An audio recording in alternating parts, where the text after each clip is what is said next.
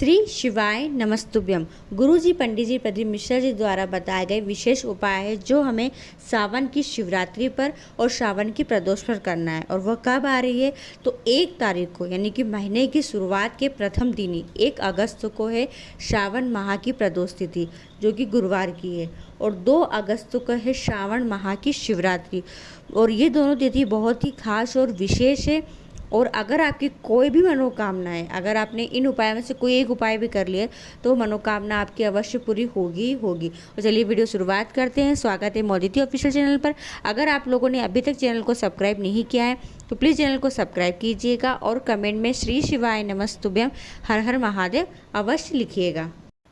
पहला उपाय, ये उपाय आपको करना है 1 अगस्त को श्रावण माह की प्रदोष तिथि पर। जी हाँ, गुरुजी ने कहा है, अगर आपको किसी ने कह दिया है कि आपकी किस्मत बहुत ख़राब है, आप कोई भी कार्य में सक्सेस नहीं हो पाएंगे, आपके जो ग्रह है वो बिल्कुल भी सही नहीं चल रहे, तो उस व्यक्ति से हाथ जोड़ लो और आप यह उपाय कर लो। यानी कि आपको बाबा पूरा भरोसा करना है, यकीन मानेगा। अगर आप ये उपाय कर लेते हैं तो आपकी किस्मत परिवर्तन हो जाएगी। यानी कह सकते हैं कि आपका जो दुर्भाग्य है वो सौभाग्य में बदल जाएगा।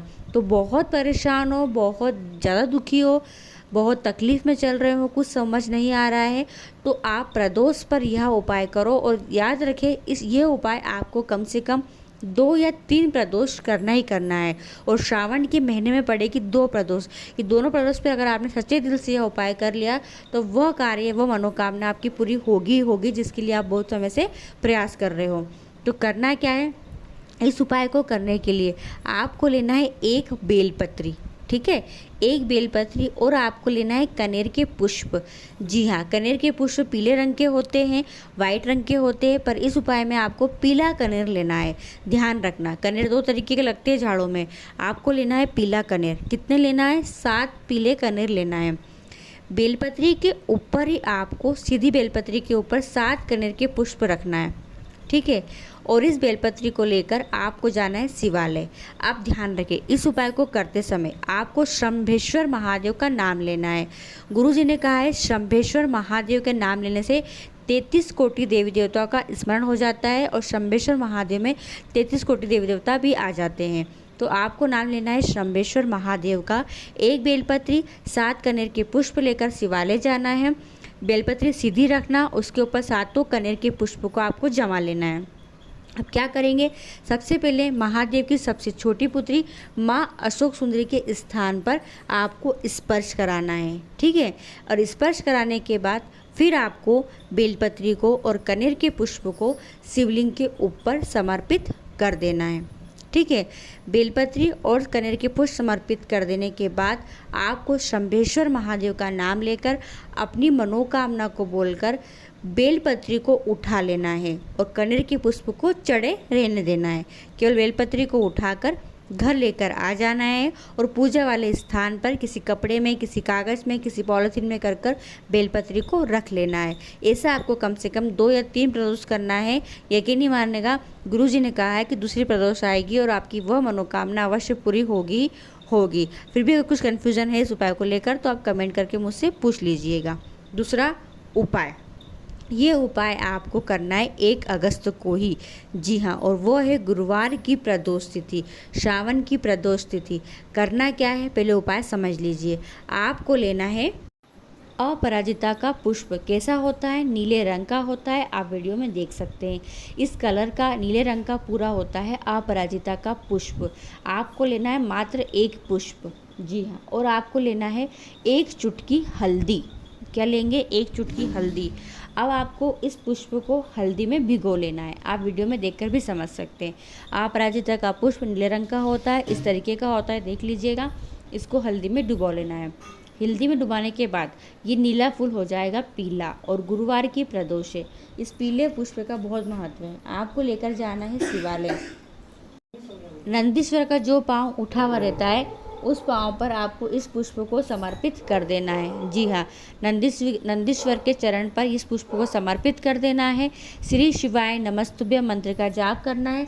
फिर इस पुष्प को लेकर आपको घर आ जाना है और घर लाकर आपको प्रदोष के दिन, प्रदोष काल में इस पुष्प को बाल्टी में डालकर स्नान कर लेना है। जी हाँ, ध्यान रखें, उपाय सुबह कर ले और प्रदोष काल में इस पुष्प को जल वाले नहाने वाले पात्र में डालकर अपने को स्नान कर लेना है। यह उपाय उन लोगों के लिए जिसकी आंखों की रोशनी कमज़ोर हो, जी जैसे चश्मा लगा हुआ हो या फिर हड्डी से जुड़ी हुई कोई समस्या हो, हड्डी में कोई रोग हो गया हो या हड्डी या जोड़ों में कोई तकलीफ रहती हो, तो आप यह विशेष उपाय कर सकते हैं। या फिर कह सकते हैं कि व्यक्ति का शरीर पूरा सुन्न पड़ जाता है, तब भी आप यह व्यक्ति यह उपाय कर सकता है। इस उपाय को केवल गुरुवार की प्रदोष पर की जाती है, जो 1 अगस्त को है। तीसरा उपाय, यह उपाय भी आप श्रावण की प्रदोष पर कर सकते हैं और श्रावण की शिवरात्रि यानी 1 अगस्त 2 अगस्त दोनों तिथियों में से कभी भी कर सकते हैं। आपको लेना है 7 बेलपत्री और 7 पुष्प, कोई से भी पुष्प आप 7 ले लीजिएगा, अलग अलग तरीके के भी चलेंगे, एक जैसे भी चलेंगे। तो 7 पुष्प 7 बेलपत्री लेकर आपको शिवालय जाना है। शिवालय पहुंचकर श्रम्भेश्वर महादेव का नाम लेना है। क्या नाम लेंगे? श्रम्भेश्वर महादेव का नाम लेकर आपको क्या करना है, 1 बेलपत्री और 1 पुष्प का जोड़ा बनाना है कि 1 बेलपत्री 1 पुष्प, 1 बेलपत्री 1 पुष्प, ऐसा आपको 7 बेलपत्री और 7 पुष्पों को महादेव की सबसे छोटी पुत्री माँ अशोक सुंदरी के स्थान पर समर्पित कर देना है। यानी एक एक करके करना है, पर 1 बेलपत्री 1 पुष्प, 1 बेलपत्री 1 पुष्प, ऐसे 7 बेलपत्रियों को आपको 7 पुष्पों को आपको महादेव की सबसे छोटी पुत्री माँ अशोक सुंदरी के स्थान पर समर्पित कर देना है। फिर आपको 1 बेलपत्री और 1 पुष्प कोई सा भी उठाकर घर लेकर आ जाना है।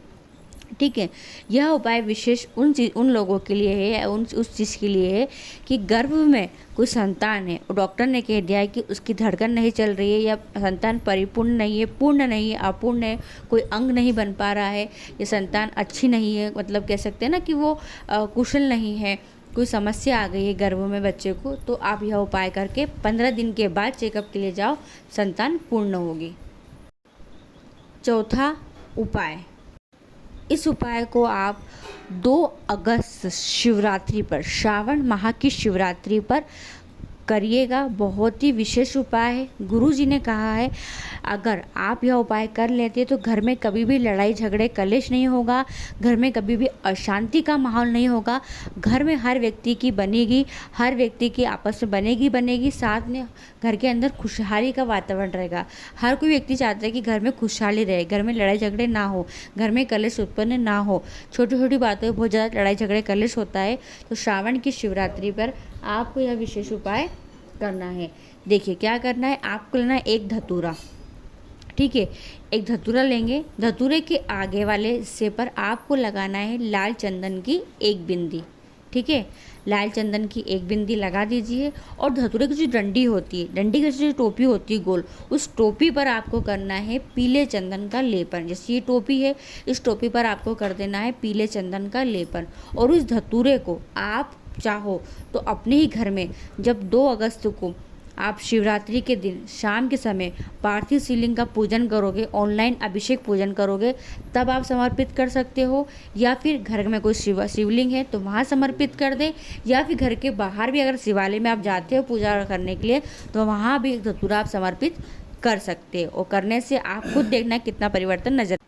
5वां उपाय, यह उपाय आप 1 और 2 अगस्त दोनों में से जब समय मिल जाए आप यह उपाय कर सकते हैं। यानी शिवरात्रि पर भी कर सकते हैं और प्रदोष तिथि पर भी कर सकते हैं। बहुत ज़्यादा दुखी हो, तकलीफ़ में हो, परेशानी में चल रहे हो, कोई मनोकामना पूरी नहीं हो रही है, तो आप यह उपाय करो। क्या करना है, आपको लेना है कम से कम 5 बेलपत्री।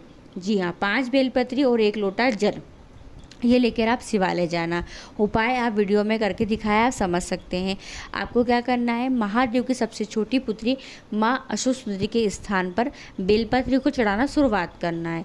का चढ़ाना कैसे है, सबसे पहले 1 बेलपत्री समर्पित करेंगे, डंडी का भाग जहाँ से जल भेजे जाता है उस दिशा में करेंगे। दूसरी बेलपत्री जब चढ़ाएंगे हम, इस समर्पित करेंगे तो उसकी डंडी पहली बेलपत्री की जो पत्ती है उस पत्ती के ऊपर आना चाहिए। बस इसमें ये खास है। ऐसे आपको 5 बेलपत्री समर्पित कर देना है। यानी डंडी कहाँ आना चाहिए, पहली बेलपत्री की ऊपर वाली पत्ती के ऊपर डंडियाँ आना चाहिए। 5 बेलपत्री समर्पित कर दें। फिर उसके बाद 3 उंगली माँ अष्टसुंदरी के स्थान पर स्पर्श करें। जी हाँ, तीनों उंगली को स्पर्श कराना है, अपनी मनोकामना बोलना है, श्री शिवाय नमस्तुभ्यम बोलना है और बोलकर उन्हीं उंगलियों को अपने मस्तिष्क पर लगा लेना है। ठीक है। फिर आपको 1 लोटा जल समर्पित करना है और उस लोटे को समर्पित करते समय आपको दोनों हाथों से लोटे को पकड़ना है। दोनों हाथों से एक लोटे को पकड़कर शिवलिंग के ऊपर जल समर्पित कर देना है। जब जल चढ़ाएं तो प्रयास कीजिएगा आपका मुख जो हो उत्तर दिशा की ओर हो। यह विशेष उपाय किसी मनोकामना के लिए आप कर सकते हो। तो ये कुछ विशेष उपाय थे जो श्रावण की प्रदोष और श्रावण की शिवरात्रि पर आप कर अपनी मनोकामना को पूरी कर सकते हैं। अगर कुछ कन्फ्यूजन हो उपाय को लेकर आप तो आप कमेंट करके पूछ सकते हैं। मैं पूरा प्रयास करूँगी आपको उत्तर देने का। वीडियो पसंद आए तो प्लीज़ चैनल को सब्सक्राइब कीजिएगा। श्री शिवाय नमस्तुभ्यम। हर हर महादेव।